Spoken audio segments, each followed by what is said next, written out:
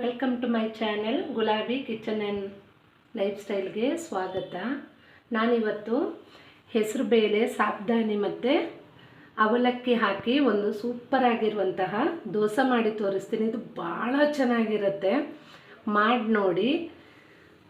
ಇದಕ್ಕೆ ಬೇಕಾದಂಥ ಇಂಗ್ರೀಡಿಯೆಂಟ್ಸು: ಹೆಸರುಬೇಳೆ ನೆನೆ ಹಾಕ್ಕೊಂಡಿದ್ದೀನಿ, ಗಟ್ಟಿ ಅವಲಕ್ಕಿ, ಸಾಬ್ದಾನಿ, ಈರುಳ್ಳಿ, ಕೊತ್ತಂಬರಿ ಸೊಪ್ಪು, ಸ್ವಲ್ಪ ಸೋಡಾ, ಕಲ್ಲುಪ್ಪು, ಇದು ರುಚಿಗೆ ಹಾಕ್ಕೊಳ್ಳೋಕ್ಕೋಸ್ಕರ. ನೋಡಿ, ನಾನಿಲ್ಲಿ ಮೆಜರ್ ತೋರಿಸ್ತಾ ಇದ್ದೀನಿ. ಈ ಥರ ಟೀ ಕುಡಿತೀವಲ್ಲ, ಆ ಗ್ಲಾಸಲ್ಲಿ 1.5 ಗ್ಲಾಸಷ್ಟು ಹೆಸರುಬೇಳೆ ನೆನೆ ಹಾಕ್ಕೊಂಡಿದ್ದೀನಿ. ಇದು ಮೋರ್ ದೆನ್ ಒಂದು 3 hours ಆದರೂ ನೆನಿಬೇಕು ಹೆಸರುಬೇಳೆ. ಮತ್ತು ಅದಕ್ಕೆ 1.5 ಗ್ಲಾಸ್ ಹೆಸರುಬೇಳೆಗೆ 1 ಗ್ಲಾಸ್, ಚಿಕ್ಕ ಗ್ಲಾಸಲ್ಲಿ, ಟೀ ಗ್ಲಾಸಲ್ಲಿ 1 ಗ್ಲಾಸು ಸಾಬ್ದಾನಿ ಹಾಕ್ಕೊಂಡಿದ್ದೀನಿ. ಅದನ್ನು ಅಷ್ಟೇ ಒಂದು 3 hours ನೆನಿಬೇಕು. ಮತ್ತು 1 ಗ್ಲಾಸು ಗಟ್ಟಿ ಅವಲಕ್ಕಿ ತೊಗೊಂಡಿದ್ದೀನಿ. ಇದನ್ನೆಲ್ಲ ನೀಟಾಗಿ ರುಬ್ಕೊಂಡು ಬಿಡೋಣ ಈಗ ನಾನು ನೋಡಿ ಇದನ್ನು ಮಿಕ್ಸಿಗೆ ಹಾಕ್ಕೊಳ್ತಾ ಇದ್ದೀನಿ. ನಾವು ಮನೆಯಲ್ಲಿ ಜನ ಕಮ್ಮಿ ಇರೋದ್ರಿಂದ ಸ್ವಲ್ಪ ಮಾಡ್ಕೊಂಡಿದ್ದೀನಿ. ನೀವು ಜನ ಜಾಸ್ತಿ ಇದ್ದರೆ ಕ್ವಾಂಟಿಟಿ ಜಾಸ್ತಿ ಮಾಡ್ಕೊಳ್ಳಿ.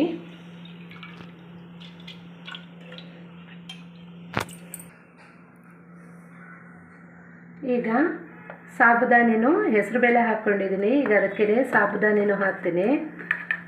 ಇದು ನೀಟಾಗಿ ಪೇಸ್ಟ್ ಆಗಲಿ. ಅದಕ್ಕೆ ನಾನು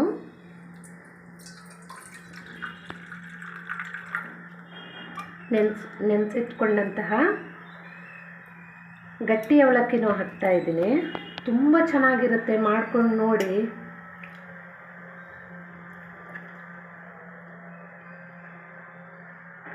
ಇದು ಬೆಳಗಿನ ನಾಷ್ಟಕ್ಕಾಗುತ್ತೆಲ್ಲ ತುಂಬ ಚೆನ್ನಾಗಿರುತ್ತೆ, ತಂಪುನು ಭಾಳ ಚೆನ್ನಾಗಿರುತ್ತೆ.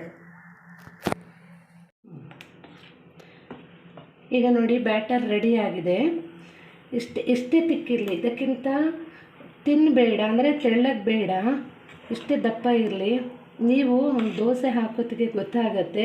ನಮ್ಮ ಮಾಮೂಲಿ ದೋಸೆ ಕನ್ಸಿಸ್ಟೆನ್ಸಿ ಎಷ್ಟಿದೆ ಅಷ್ಟೇ ಇರಬೇಕು.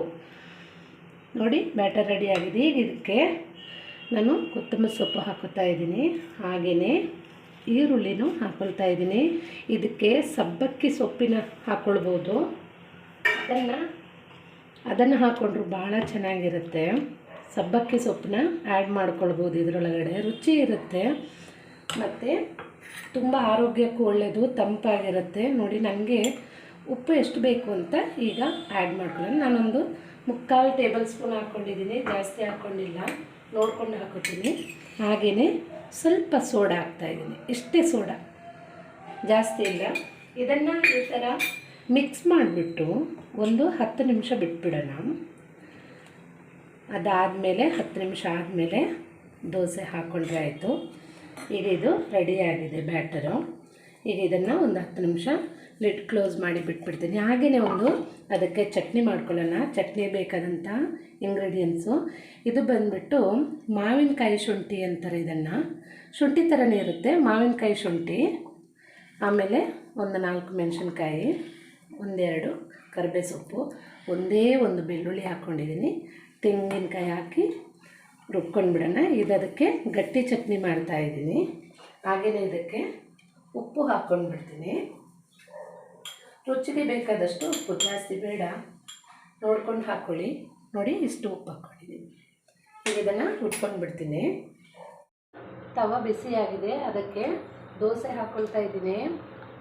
ಒಂದು ವೇಳೆ ನಿಮಗೆ, ಅದನ್ನು ಹೇಳ್ತೀನಿ, ಒಂದು ವೇಳೆ ನಿಮಗೆ ಹಿಟ್ಟೇನಾದರೂ ತೆಳ್ಳಗಾಯಿತು ಅಂದರೆ ಸ್ವಲ್ಪ ಅಕ್ಕಿ ಹಿಟ್ಟನ್ನ ಮಿಕ್ಸ್ ಮಾಡಿಕೊಂಡು ಹಾಕ್ಕೊಳ್ಳಿ. ಸ್ವಲ್ಪನೇ, ಜಾಸ್ತಿ ಬೇಡ, ಆವಾಗ ನೀಟಾಗಿ ಬರುತ್ತೆ. ಒಂದು ವೇಳೆ ತೆಳ್ಳಗಾಯಿತು ಹಿಟ್ಟು ಅಂದಾಗ ಮಾತ್ರ ಹಾಕ್ಕೊಳ್ಳಿ.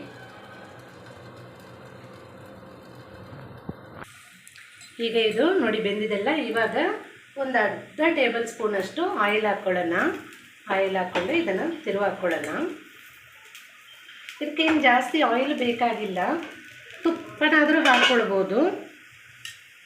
ಇದು ದೋಸೆ ರೆಡಿ ಆಗಿದೆ ನೋಡಿ, ನೀಟಾಗಿ ಬಂದಿದೆ ದೋಸೆ.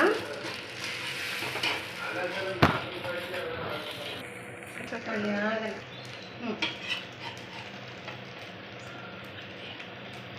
ಈಗ ನೋಡಿ ದೋಸೆ ರೆಡಿಯಾಗಿದೆ. ಅಷ್ಟೇ, ನಾನು ಗಟ್ಟಿಯಾಗಿರುವಂಥ ಒಂದು ಚಟ್ನಿನೂ ಮಾಡ್ಕೊಂಡಿದ್ದೀನಲ್ಲ, ತುಂಬ ಚೆನ್ನಾಗಿರುತ್ತೆ. ಚಟ್ನಿನೂ ಅಷ್ಟೇ ಭಾಳ ಫ್ಲೇವರ್ ಆಗಿರುತ್ತೆ, ಎಕ್ಸಲೆಂಟ್ ಆಗಿರುತ್ತೆ. ನೀವು ಮಾಡ್ಕೊಳ್ಳಿ. ಟೇಸ್ಟ್ನ ಕಮೆಂಟ್ ಹಾಕಿ, ಲೈಕ್ ಕೊಡಿ, ಶೇರ್ ಮಾಡಿ, ಸಬ್ಸ್ಕ್ರೈಬ್ ಮಾಡೋದನ್ನು ಮರಿಬೇಡಿ. Thank you.